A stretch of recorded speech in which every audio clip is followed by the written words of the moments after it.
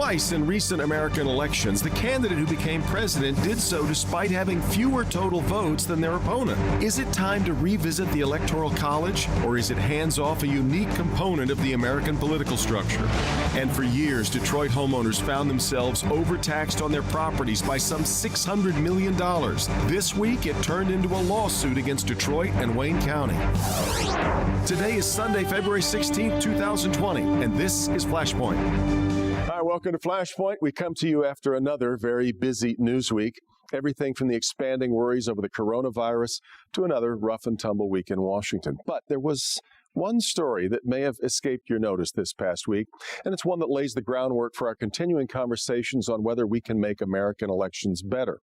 Last week, the Virginia House passed a bill that would award Virginia's electoral votes in a presidential election to the presidential candidate who wins the popular vote across the country.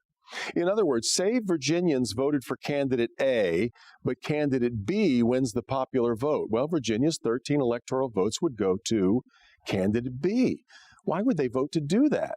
Well, if the Virginia Senate agrees, Virginia would become the 16th state to sign up for what's known as the National Popular Vote Interstate Compact. So far, 15 states and the District of Columbia have signed on to what is basically an end around on the Electoral College. Now, getting rid of the American Electoral College would be a very complex ordeal, but states do have the right to decide how they want their electoral votes awarded.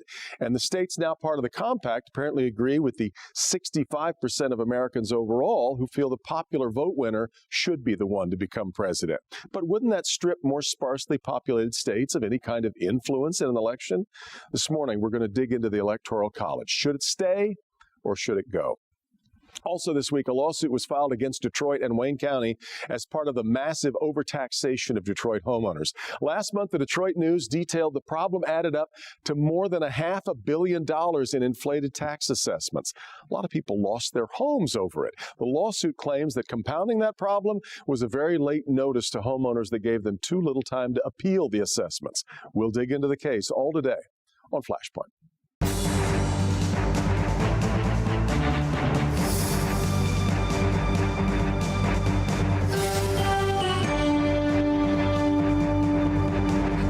Throughout the impeachment process, we heard the president and his supporters argue that Democrats were trying to overturn the will of 63 million voters. Well, then again, the Electoral College tabulation meant going against the will of 66 million voters who preferred Hillary Clinton. It happened in 2000 as well, when Al Gore got 500,000 more votes than George W. Bush. Several candidates have talked about getting rid of the Electoral College, and as I mentioned, Virginia could be the latest entry into what is known as the National Popular Vote Interstate Compact. A few weeks ago, we talked about changes that could perhaps improve the American electoral system. Let's talk today about the biggest fish in that pond, the Electoral College. And here to talk about it, Stephen Henderson back with us from Detroit Today at WDET. Vince Keenan heads up major projects for the neighborhoods in the city of Detroit, but longtime Flashpoint viewers will recall he's the founder of Publius, which was dedicated to voter education. Sandy Barua, head of the Detroit Regional Chamber. In fact, their report on elections was our starting point last time around. And Nolan Finley, editorial page editor of the Detroit News. Vince, let me start with you. I think a lot of people believe and understand that the Electoral College is to protect smaller populous states, which would get no attention from candidates if all they had to really do was spend their time in places like California, Texas, Florida, New York. So I don't think they get very much attention. Plus, you start with the premise that a lot of people understand the Electoral College. I'm not sure anyone really understands the Electoral College. Its fundamental purpose at the time that it was created was really fear of trying to get consensus out of a brand new country that was divided into slave states and non-slave states, and also had decided to not allow women to vote. So there's huge chunks of a population with these very high ideals, and the idea of going with a full popular vote was kind of complicated. And didn't know how to count all of the slaves as citizens or part of the population in the states. Failed on that front for a long time. So is it time then, Stephen, for it to go because it's such a relic, or does it still hold relevance to us? It serves no useful purpose, and you go back to the history and its connection to inequality, which Vince pointed out, which is, I think, a moral reason not to embrace it. But there's also some ideas that we've come up with in the intervening 240 some years that contravene the electoral college. I mean, the concept of one person, one vote, which powers our thinking of balloting in this country, runs right in the face of the idea of big states with lots of land but few people having more say over the process than lots of people, and so that's another reason to get rid of it. The other thing that's true is that, I mean, as Vince points out, the Republic was really different when this was thought up, and one of the things they were trying to do was leaven a lot of structural differences in the way that states were holding balloting and counting votes in order to make sure that it came out with a national kind of a consensus. That's not true anymore. I mean, voting is standardized in this country in a way that it wasn't then. So it doesn't make sense. Sandy, my hunch is that this argument would get a lot further in America if the two examples that I could point to didn't involve Democrats who had received the more of the popular vote, but Republicans who ended up winning. So you're not going to get a whole lot of buy-in from red states on this, are we? Yeah, so a couple things. So first of all, I think there is strong evidence that the Electoral College was created not by our founding fathers, but by the aliens that landed at Roswell and or the ghosts of the Byzantine Empire, because the more you learn about it, the more you scratch your head. But secondly, be careful what you ask for. Now, right now, at this moment, in fact, this referendum that you referred to, that Virginia, right now it's only blue states that are supporting it because our recent history is mostly blue states. Yeah, well, Virginia is kind of in the middle somewhere. Right. Colorado. It is the blue part of the Virginia legislature that has approved this, right? Yes. So now let's go back to 2004, when my boss at the time, George Bush, was running against John Kerry. A flip of 50,000 votes in Ohio would have had the opposite result. George Bush had a 4 million lead in the vote count, but he would have lost the Electoral College, and John Kerry would have been. So it can easily work. It can easily work the other way. But you're right. This particular initiative looks very much like a blue initiative. And the last thing I'd say is be careful what you ask for. I mean, even though the Electoral College was built by the aliens that landed at Roswell, be careful what you ask for, because while our system now is far from perfect, the alternatives are far from perfect either. So be careful what you ask for.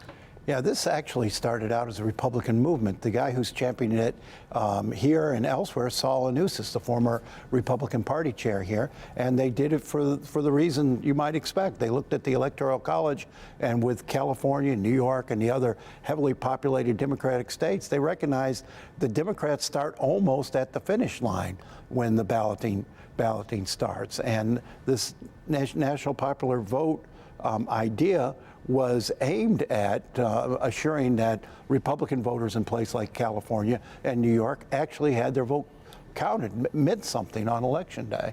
The idea that smaller state, clearly, I think we're all concerned that Iowa and places like Iowa and New Hampshire get outsized attention early on. I think they're concerned that they would get no attention at all if we changed it. I'm not sure that's true, because right now, it's like a dozen states, 10, 12 states get 80, 90% of the election campaigning. And a big state like California, what's the point of going? You know which way it's going to go. They don't get a whole lot of attention. New York doesn't get a whole lot of attention. But there are some smaller states, Nevada, for example, it gets a lot of attention. So I think it forces a nationwide campaign. But the battleground states do change over a relatively short period of time. Right. We're sitting in one. 1988, not that long ago, Oregon, bright blue, neon blue Oregon was a battleground state, and George H.W. Bush almost won it over Dukakis. So things change. Vince, at the very least, would it make more sense if we only have 2 states right now that allocate their electoral votes, Nebraska and Maine? Everybody else, it's winner take all. Would it at least make more sense if we would divide? By the way, if we would have done that in 2016, Donald Trump's margin of victory would have been even larger, which is an interesting thing to note. But should it have been? So there's the winner take all tweak actually is one. So getting back to, I think, Sandy's point of sort of be careful what you wish for, that's always a good thing to think about when you're going into any kind of electoral reform, right? We wield the most powerful vote that any human beings have ever wielded. Like the vote American cast by an voters. American voter is the most important vote and most powerful vote anyone has ever cast. That being said, for 200 and some odd years, we've been sort of tweaking this particular one. And in the 1800s, we went to winner take all, which essentially created the system that we have today. There are all kinds of ways that we could tweak this, but I think what's fundamentally important is that the public, the general public, and the American voter believes that they are electing the president.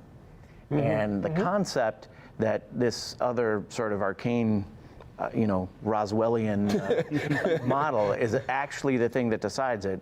It results in a kind of a technicality conversation at the end of every election that it comes up. It is not healthy for the democratic system, and it doesn't affirm the sense that people have that these votes are important, and it's important to cast them, and it's important to get your voice heard. So I think we could tweak it. I think we've taken enough time to figure out how to do it, and I think it'd be okay. The last poll that I saw, 65% of Americans believe that the popular vote winner should get it. Although it's interesting, if you took that same poll on an electoral basis, maybe it would certainly be closer, right? It would look different. Yeah. So what do we do? Well, I mean, I think, again, this is an anachronism, and we have had anachronisms in the history of the Republic before, and we get rid of them, right? We change because the culture has changed, because the law has changed, because the way we see each other has changed. Well, this one, though, should we change the fact that we're a republic made up of states? This would make us much more of a collective. It would. Rather than this 50-state republic, including no question. and the District of Columbia. Yeah, no question. I mean, and that's one of the anachronisms. I mean, that republic of states meant something very different when this notion came about than it does now. The difference among states today is nowhere near as dramatic or important as it was then, at least in terms of the structure of voting. And think of it this way: if there were another country that we were helping to become a democracy, came up to us and said, hey, we've got a way to make sure that the loser can actually win an election, we would lose our minds. We would say that's the craziest thing ever. I think it's important to remember we're talking about two different things here. One, we're having a broader conversation of is the Electoral College good or not, or is this national compact that the Virginia House of Delegates just passed is a good idea. Which is a way of keeping the Electoral College in place, but conforming it to the popular vote. I think these are two very different conversations, right? I think reforming or perhaps even doing away with the Electoral College has certain pros and cons. This idea that was just, again, it's been passed by several states, including Michigan's House. Back before there was electricity, yes. But here's the problem with the existing with that recently passed Virginia thing. Basically, it's telling Virginia voters, listen, your vote really doesn't matter. Just sit back in your lawn chair, have a beer, hand it over to the rest of the country, because at the end of the day, if you vote 60% for candidate X and the rest of the country votes 60% for candidate Y, we're going to award your electoral votes to candidate Y, even though your state voted the other way. And I just think that is a terrible way. I think that is a terrible way to enhance electoral participation and buy into our civic society. I would disagree with that. Cases that come up. Yeah, there are Supreme Court cases on that right now. You've got that 40% whose vote won't count at all, doesn't count at all in the Electoral College system. Their vote doesn't get added to the votes in other states who went for their candidate. It just disappears. I think this makes every vote count, and it does encourage. I think it will encourage greater participation in those states where the winner is assumed. Well, to Sandy's point then, is it better to just do away with the Electoral College or keep it in place and kind of create a faux? That takes a constitutional amendment, yes, which would be extraordinarily we've difficult. done this before. I mean, remember, in the original Constitution, there was no direct election of the U.S. Senate. And very similar impulses were behind that, this idea of trying to leaven some of the differences among states, of the fear of majorities and their tyrannical instincts, that kind of thing. But it became outdated, and we said, we're not going to do this anymore. Well, they wrote the Constitution before there was California. Right, well, that's also. I got to get to a break, but as we go to break, take to heart what Vince said. I get goosebumps when you say it because you've said it before. The vote that the American voter holds is the most powerful thing in electoral politics anywhere in the world. Thank you all very much for being here. We come back with more on the overtaxation of Detroit residents. This is Flashpoint Local 4. Always there for you. Come experience the Gowling difference at Gowling Alfa Romeo of Birmingham. Lease a 2019 Alfa Romeo Giulia Sport with all-wheel drive for just $329 a month. Or cruise off in the 2020 Alfa Romeo Stelvio with all-wheel drive for $419 a month. Don't wait. Hurry into Gowling Alfa Romeo of Birmingham today on Woodward, just south of Maple, and at alfaromeoofbirmingham.com.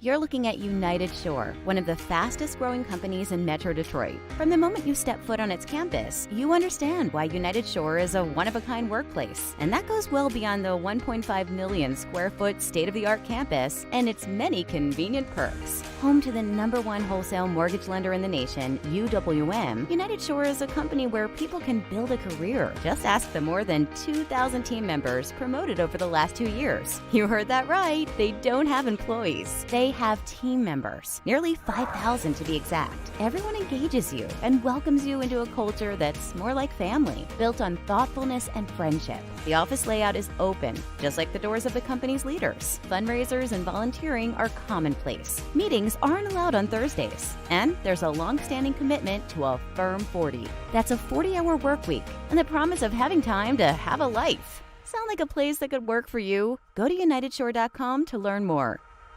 At Inside Edition, we go where the news is happening. That gun took me off my feet there. Police say they found the children shackled to these beds. It's easy to see how enticing this cornfield would be to a child. Boom, boom, boom. All 3 houses are on fire. We are the only daily TV magazine with a dedicated team of investigative reporters. You can see right into the room next door. There's always more to the story.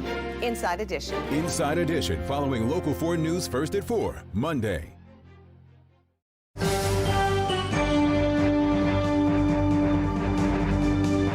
This week, Detroit and Wayne County were hit with a lawsuit that ties into the mass overtaxation of Detroit homeowners.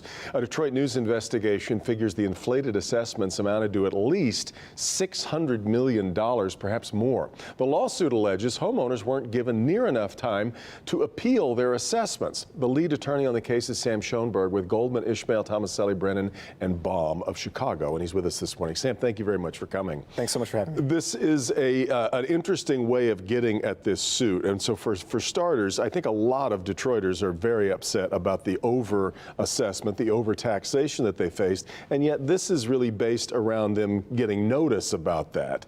So why don't we start with why you're going at it that way rather than the broader problem of these assessments are way out of line for a lot of people. Sure. And the problems are hand in hand, but the suit really discusses a citywide violation of constitutional due process that occurred with these assessment notices going out late. So due process is guaranteed by the U.S. and Michigan constitutions, and it means when the government's going to take your property like a tax, it has to give you notice of that and have to give you an opportunity to be heard or to appeal. So in Detroit in 2017, the residential property tax assessment notices were all sent out every single one of them said that there was a deadline to appeal of February 18th of that year. But data that we found and that forms the basis of this suit shows that none of those assessment notices were sent out until just 4 days before that deadline on February 14th. Now, the city says they got the notices out. Their response so far has been, look, we did get the notices out a week late, rather than telling people that they still had to get their appeal notice within that same amount of time. Not only did we give them an extra week because it was a week late, we gave them 2 extra weeks. What's wrong with their explanation? Well, there's a couple of problems that we see with that. One is, in the FOIA request that I mentioned forms the basis of this suit, the documents show that 263,000 plus pieces of mail were mailed on February 14th, and we've provided you those documents. We hope you can. Yeah, we're going to put them on the website so you can see it. Listeners see. So we just don't see in the documents how these could have been sent any earlier than when we allege. I think there was a mass mail out of Valentine's. Getting your property tax assessment's a great Valentine's. Yeah. And when it comes to the extension that was announced, we don't want to say the city can't announce an extension, but what they did here still denied everyone due process because of what the notices said, and that said that the deadline had already passed. At the meat of this, we've known going way back, more like 7 or 8 years, that the city that city properties were being vastly overassessed. A lot of that was coming out of the Great Recession, and then, of course, it coincided with the city's trip through bankruptcy. But at the heart of this, you had people who actually ended up losing their homes because of delinquent tax bills, right? Exactly, and that's a key part of this lawsuit as well, because for years, and it's been widely publicized, as you mentioned, the city of Detroit's been overassessing people. And it's actually an unlawful overassessment in most cases because the Michigan Constitution sets a limit at how much a city can tax your property. They can only tax it at 50% of its actual value. And for years, Detroit's been assessing properties, especially the lowest valued properties, at way above that 50% point. So those are illegal under the Michigan Constitution. I think you would allow, it is very complicated to figure out property values in a city like Detroit, where you have vast blocks that have been left abandoned. Isn't that a tougher ask? Now, the city also says, I should point out, that that was all true until 2017, when they did this mass reassessment, and that corrected most of what was wrong for so many years. So those two problems there. Sure, together. I'll take the second one first. This is not strictly part of our lawsuit as we filed it, but as part of this effort, a professor from the University of Chicago Harris School of Public Policy, Chris Berry, analyzed the city's data, the data that the city provided after the 2017 reassessments, and found that the city is still overassessing properties at a pretty high rate, and one of the worst that he's seen in a comparison of other cities. And that report's on his website. It's been provided to the city.